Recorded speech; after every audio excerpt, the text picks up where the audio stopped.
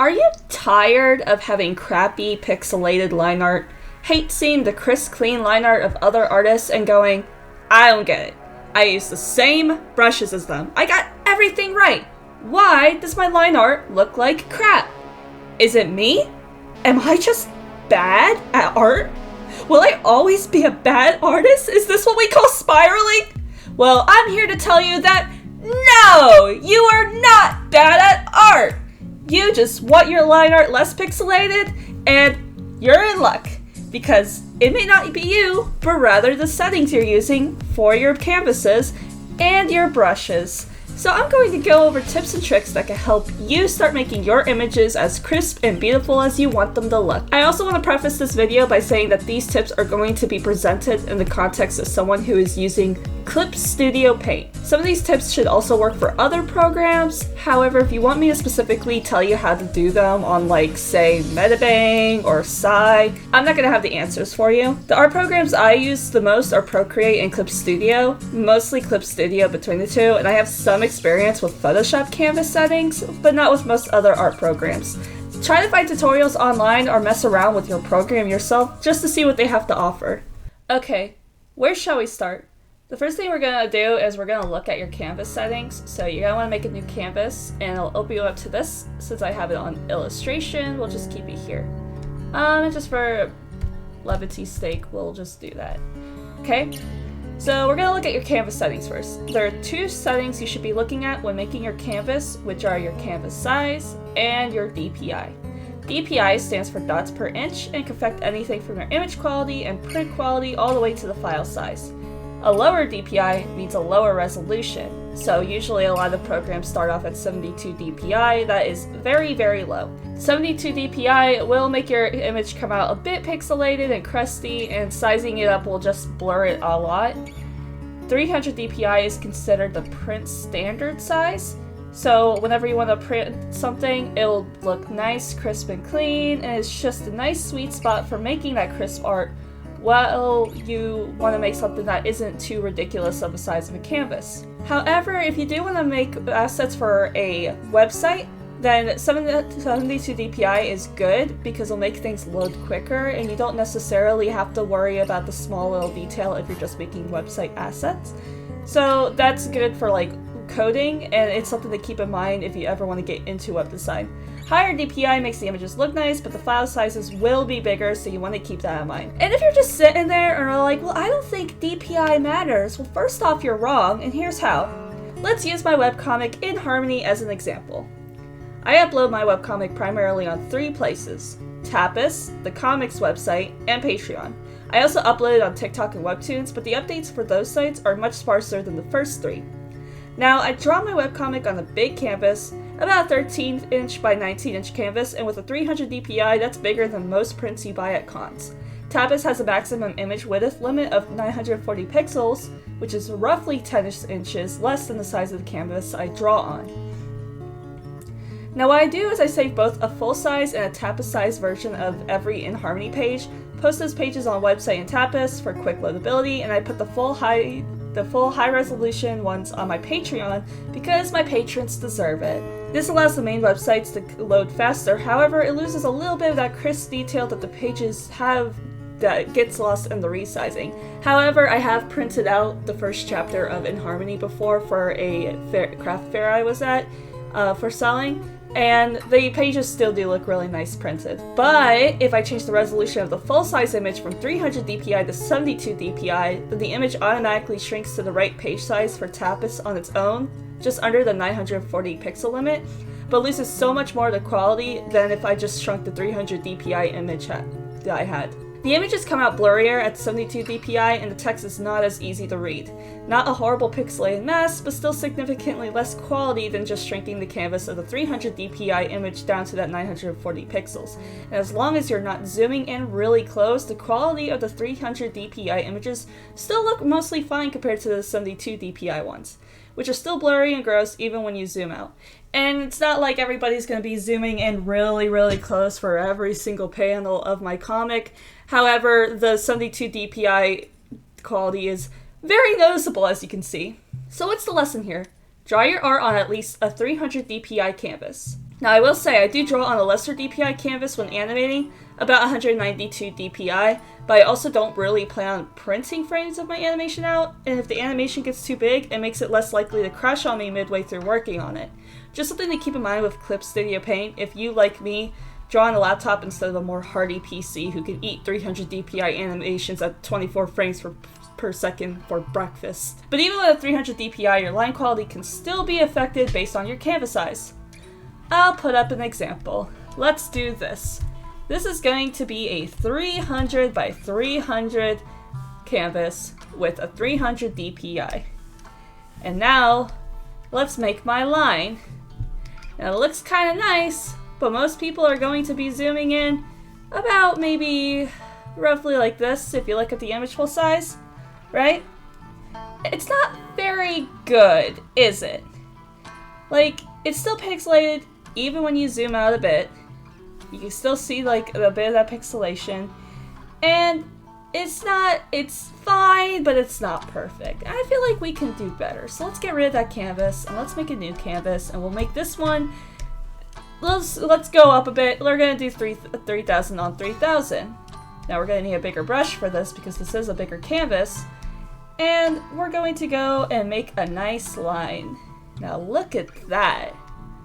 We're about zoomed out about how far we were on the 300 canvas, and just for like sake, look at that. Look how clean that looks. And you have to, like, even when you zoom in, like look at this, even when you zoom in, it takes about this far zoomed in for the lines to get like a little crunchy. So that's like another thing I want to point out is all the lines are a bit crunchy. It very much depends on your canvas size.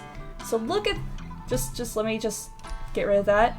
Look at that cream, look at that crisp little smiley face I just drew there just now. So the lesson here is, if you still have a 300 DPI canvas, but you have pixelated line art, you may need to increase your canvas size. Now this doesn't mean every piece needs to be drawn at a 20 inch by 20 inch canvas, because that may just crash your computer trying to save that.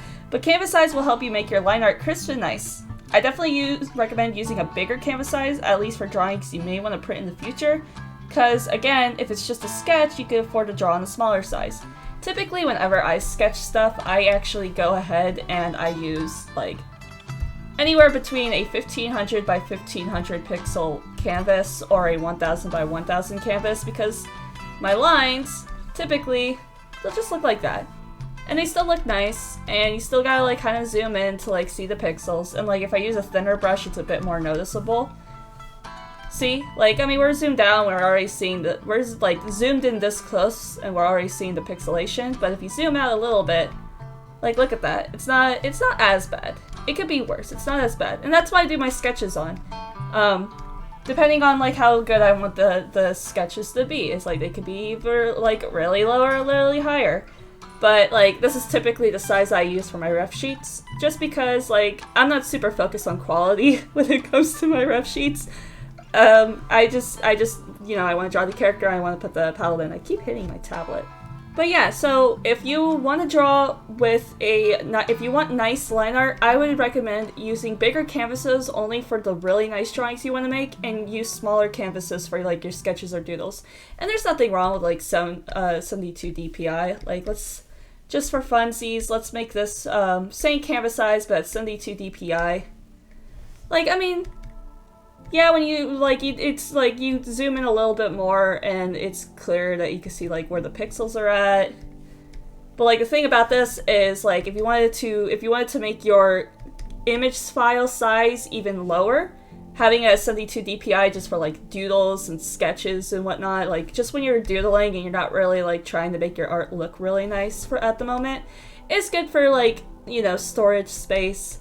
And since you're not like worried about printing this out or making it look nice, you could just like go ahead and do whatever. I'm gonna use the G Pen tool because this is more likely the kind of tool people are gonna be using when they're drawing on Clip Studio Paint than the other brush I was using. But yeah. So yeah, you can notice that like the brush quality isn't as good as it was before. Now, okay, so let's go and set up a 300 DPI canvas because we're gonna need this for this next part. Okay, now that you got your canvas size and your DPI all set up, you're now probably thinking, I'm glad I know how I can make my line art look better, but I want a good line art brush. The one I use doesn't work for me. Daryl, what is the line art brush you use and where do you get it? And that, my friend, is where I'm gonna have to let you in on a secret. And you're going to think I'm being very, very, very, very mean for a bit, but like all the other controversial things I've said in previous videos, let me get to my point before you get mad at me. Now, the brush that I use specifically for my line art, for my nice drawing line art, is called the Painty Sai Pen. Okay? It was made by someone on DeviantArt named Chris Brushes, and I found this brush back in like 2014, I believe. I can also tell you that I am fairly certain this person has either deleted the brush pack and or their account a long time ago. I originally downloaded this brush back when I did my art on Manga Studio, which is what Clip Studio Paint used to be. And I first discovered that you could download brushes for the program back then, so I was like, I wonder what cool brushes I could find, and that was one of them. It also came with some of my favorite brushes, like this one that I have, for example, that I use for painting. That's really nice, and I love painting with this brush. It's just nice cloudy texture, I love it. Anyway, now here is the kicker. I have zero idea where I could point you to get this brush. I personally am not comfortable giving away other people's brushes, especially since I'm fairly certain this is one of the packs I did pay for. And if they're selling it online somewhere, I don't want to take away business from them or anything. I am telling you this now. I have looked for this person. I do not know how to find out if they're still selling or giving away this nice Painty Sai pen. No, I am not going to send you a copy of this brush. No, I cannot help you find who made it. Please stop asking me and getting mad at me when I literally can't help you. Trust me. I specifically went and looked all over the internet, not just DeviantArt, to see if I could find this person specifically just for this video, and nothing. If you want to go find them, be my guest, but I am not giving this brush away to people because they want it, and the reason is just basically I did not make it and I don't feel comfortable giving away. That being said, here's the secret. This brush right here is the G Pen brush. This comes with Clip Studio Paint and is a good hard brush that you can use for line art. I'm going to make a stroke with the G Pen brush. Now, I'm going to go over to the Painty Sai Pen. Same brush size. Is it the same brush size? Oh, sorry, it's 10 pixels shorter. Right? I'm going to make a stroke with the Painty Sai Pen. Right? They're not really that much different, aren't they? Kind of like, hold on, let's zoom in and look at them a little bit. Same line quality. The taper might be a little different, but that's just the thing we're going to get into. But overall, these are basically almost exactly the same brush, right? So if this brush is pretty similar to the G Pen brush, why do I use it instead of the G Pen? And it's because the settings that they both have on them. You can make your own G Pen brush like this Painty Sai Pen I use just by adjusting your settings. So the only reason why I use the Painty Sai Pen instead of the G Pen for my line art is because when I downloaded the Painty Sai Pen, it was set at a stabilization level that I personally liked for doing line art. The G Pen has a lower stabilization level, and I find that more easy for me to use than manually color stuff in with the brush than using the Painty Sai Pen. So I barely ever had to make adjustments to it since I first downloaded this brush. The Painty Sai Pen starts downloaded at a higher stabilization that makes my strokes cleaner and less wobbly, while the G Pen brush is originally set at a lower stabilization. So if I wanted to say, like, draw one of my little guys here who's just, like, looking at me, like, yeah, I can, like, I don't even know who I'm drawing, but I'm gonna just draw a dude. This is a dude. Like, I could sketch this pretty fine with the G Pen, but if I wanted to, like, say, do line art with it, meanwhile, like, here, like, already, like, it's looking a little nicer, but, like, same dude that we just got, like, introduced to just now that I just doodle. I don't know who this guy is, but that kind of looks like my old Sona, actually. But, like, you know, it's a little cleaner, I guess, kind of, sort of. Like, it's not really that much different, but if I wanted to say, like, lower the opacity, and I took the G pen and I started tracing over it nicely, like, that's not really, like, look at these settings. I mean, granted, I am using a really big brush right now, but, like, I'm doing it lightly, but, like, you can already tell that the line art's really wobbly. It doesn't really look that great. Meanwhile, if I go here, I'm gonna use the same pen size for, experiment's sake, but, like, look at that, like, the line art's already looking nicer, it's, like, smoother, it's, like, the lidith is, like, similar in size, like, this guy's gonna look like a nicer drawing. I'm not gonna continue with this, but you get what I mean. So I use the Painty Side pen for line art and the G pen for manually coloring things in by hand because lower stabilization makes it easier for me to quickly fill in something. It's mostly like whenever I make my drawings with this really sketchy line art. Those also typically I do the line art for the G pen with because it's just, the side pen is not set as stabilization that makes sketching line art easier.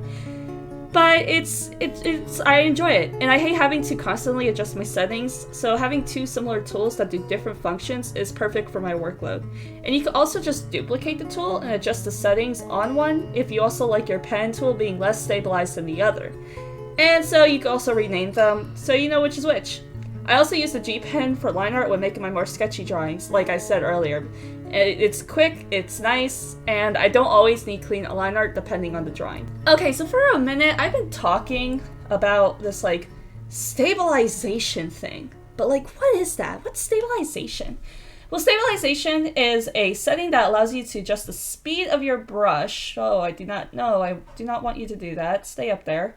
That's a thing you could do on Clip Studio, by the way. I just wanted to make this bigger. But it is a setting that allows you to adjust the speed of your brush and allows for straighter and smoother strokes.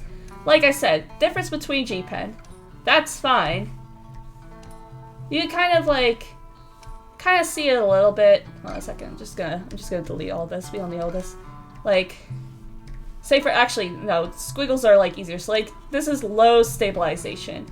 You get like these nice squiggles with low stabilization on the G pen, but with high stabilization on the side pen. It doesn't really allow you to do that, which, if I wanted to do this, is horrible.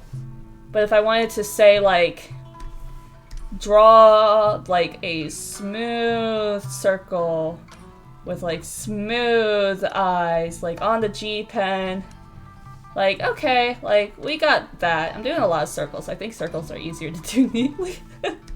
But if I wanted to do it with the side pen, it's like, now my circle's a bit neater, and the eyes are a bit neater, and this smile's a bit smoother. And so, like, you could see the difference between these two. It's like lower stabilization, higher stabilization. I think the squiggles show the difference easier. But, like, I mean, like, when you put them next to each other, you could see, like, line art quality is different. Like, guy looks like Yes Man. Anyway, so let's put that down. And here's the thing is what the best part about these tools is you can adjust them to any way you want. I already made a vector tools video, so if you want to go watch that, you could go ahead and watch that.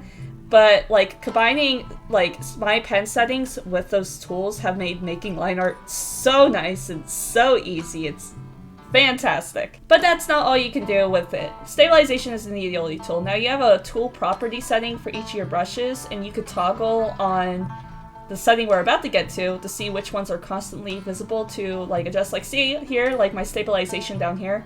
This is on the Painty Side pen, I have it set to 60. If you go to the G pen, I have it set to 15. So like, we're gonna go click this thing. And this is a little like wrench in the bottom corner. We're gonna click it and it's gonna pull all of these up and you got all of these settings you can mess with. Now, a lot of these will affect like what kind of pen tool you got. Like, do you want color mixing? Do you want color jittering? Anti-aliasing. So the one nice thing too is that it could, like, the anti-aliasing, for example, reduces jaggies and makes it smoother outline. So like this is anti-aliasing, and so you can make your brush pixelated, you can make it a little slightly pixelated, you can make it softer. This is also another thing if you want crisp, clean line art. I typically have it set to the weak one. But if you have it on strong, it's going to make your line art really blurry. Adjust it to however feels best for you.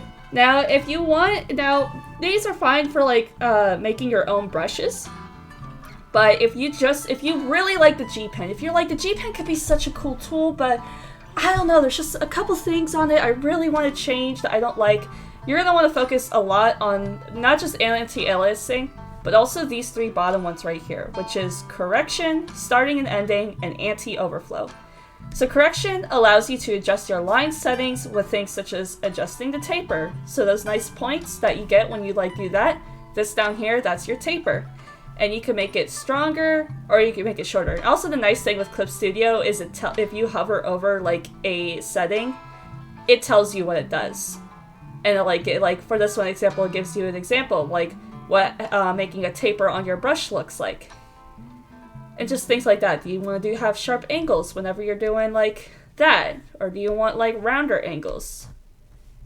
Just like whichever works best for you. So then you got starting and ending, which allows you to adjust the length of your taper, seeing how long of a stroke it needs to be before your stroke gets bigger or shorter. And there are only a few settings here, but I usually keep them all at 20 because I like how that looks.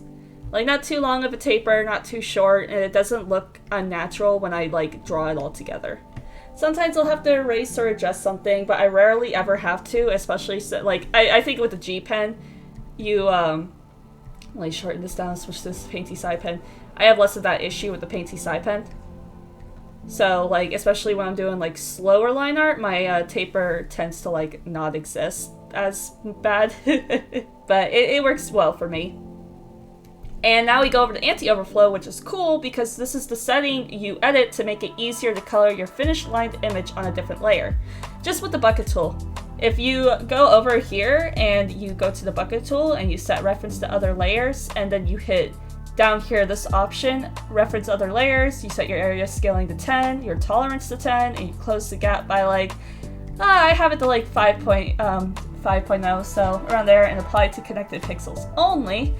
You can essentially, what you can do is you can go ahead, you can make a circle, then you could go down here, you can take this, we'll set it to orange, and fill it in, and look at that.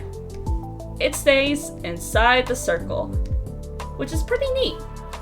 So if that's something that you want to do, I know I ran by that really fast, but there's a bunch of different ways you could color stuff. I know the starfish face has a really good tutorial, but this is like quick and easy. This is how you color stuff in without having to like do it by hand. But remember, you guys switch to refer to other layers. But back to brush tools, okay? So it's great for that. I typically have it set to, oh wait, it's all brush size. My tolerance up to 10, my area scaling up to 10. I also have it as do not cross lines of reference layer and fill up to vector path, which every vector line, when you make a vector layer, and we'll do a different color just so it's like stands out as like the vector layer line. So here's my vector layer line, I made it red, and if you take your control point, you see this line here, this is your vector path. So this basically allows it to stop, like, it won't go past this line, is essentially what it's saying. So that's good to know if you ever want to like use vector layers for your line art. I personally swear by vector layers. I'm always like, use vector layers for your line art. I think it is the best tool for line art. If it's scary, trust me, it is not that scary. I have a whole video about vector lines. I will hold your hand and I will take you on this journey with me. Trust me, vector lines are very good for line art. But like, I mean, if you don't like it, you don't have to also like, his vector lines do have like stuff with them that isn't like the greatest. Like for one thing, you can't like use the bucket tool directly on the line art. So if you're somebody with say like you use a lot of like black space to like fill in like deep shadows with your line art, it probably won't be the best tool for you. But like I also when I do something with like thick black line art or colored line art or whatever like that, I typically go and just fill it in by hand, or I'll fill it in after I rasterize the layer, because then I could just like edit the line art after that. Whenever I do that, I make sure to rasterize. I make sure to touch up my line art as much as I want on the vector layer before I rasterize it, because once you rasterize it, yeah, you could technically switch it back, but it will pixelate your line art. So I don't recommend that if you like switching between vector and rasterizing layers, unless you already work with pixel art. but if that's something that interests you, you know, try out vector layers. Anyway, back to brushes. Now, anti-overflow, it works best with clean line art. If you're like a painterly artist, it's not gonna really be the best tool for you, so I would keep it for just like line drawings. And that does it for setting up your brushes in Canvas for making clean, crisp line art. Since this video was planned to be a shorter one, as I am in the middle of the last 2 weeks of school and will be graduating soon, oh boy, at least the time I'm recording this, I figured I could end this video by bringing up one final topic: downloading brushes and where to find them. Some artists make custom brushes and put them up online, sometimes for free and other times for a couple bucks. There are great packs you can find out there that people will just put up on their online stores. I personally enjoyed the brush sets made by the Starfish Face, who made a lot of the effects brushes and some of the items brushes I've used in my webcomic InHarmony and in other pieces before, and the sets made by Devin L. Kurtz, who has made the nature sets I use a whole lot in my outdoor drawings, but also made these really cool building and bookshelf brushes. I'll link to where they both have their brushes down below, but they're really worth paying money for them if you are somebody who wishes to get some nice cool brushes. Everything else I use I found at random places online, from people promoting the brushes from their stores or just free to download ones. I tend to save links to them even if I don't personally have plans to download them, because you never know when you want to experiment with new brushes. For more brushes on Clip Studio Paint, however, you should check out the Clip Studio Paint store. They have tons of Clip Studio Paint brushes made by other artists out there, and you can download some really good ones for free. I accidentally lost the brush I used to sketch with a while ago, and I found a new one I do enjoy using on that store. You can also find auto actions and gradient maps to download from there, and so much more. Now that you've found your brushes, and you may want to download them, the good news is that downloading a brush on Clip Studio is very easy. Just make sure that if you download a zip file that you unzip it first, otherwise that won't work. First, go to where you want the download tool to be. You should be able to move around if you need to, but come on, why not just put it in the right spot in the first time? If you're trying to download a pen, put it with the pens. You can make these different subsections and stuff, and I personally have my brushes organized just like this. But I mean, you could just put it on the section you want to, right? So let's go with clouds, because the last brushes I downloaded were cloud brushes. Now you see these three lines over here in this corner? You want to click on these, and you want to go to Import Subtool. And you click it, and you gotta go find the folder that you want. In my case, I have all mine organized, and like I said, the last brushes I downloaded were cloud brushes. So you go down to Import Subtool, you click on the brush you want, you hit Open, and it should download it directly into it. And just to be certain, I'm going to do that. And look at that, I got a new brush. I'm gonna delete it because I already have this one downloaded. Now, the unfortunate thing is you have to do this one brush at a time. I have tried to download. Look, you can only grab one at a time. No matter what you click, you can only grab one at a time. So you can't do that. And you're also probably seeing this Add Subtool button down on the bottom and wondering if it does the same thing. And it really doesn't. You have to go over to Download Material, and this will allow you to import those brushes directly from the Clip Studio Paint store that you downloaded, but not for any new brushes. And because this is the sketch pen I was talking about, but because I already downloaded it, I don't need it in here. This also is useful for directly downloading stuff from Clip Studio Paint store, but not so much for brushes that you find online. Clip Studio Paint should download the brushes from their store right onto Clip Studio Paint. The only thing you have to do is manually go into your program, look for your download materials, and check. It could be as easy as going to this arrow over by your layers, if you have it over by your layers, pulling out this section, finding the downloaded material section, clicking on it, and scrolling to whatever brushes you are looking for. This is also good for like textures and things. Like I have like this whole like gradient map thing right here. But or you can just click this and it'll just automatically pull up materials or downloaded materials. So you go download materials, all the brushes you've downloaded from the Clip Studio Paint store should be there.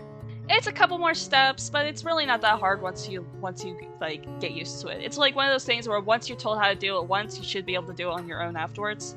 And with that, it's the end of the video. Since this is similar to my vector tools video, there's no new art just for this video, but I am hoping the tips here will be helpful, and if you're new, I hope you subscribe and stick around. I do tutorials when inspiration strikes me, but I also make other videos such as story times, media analysis, art commentary, and animations.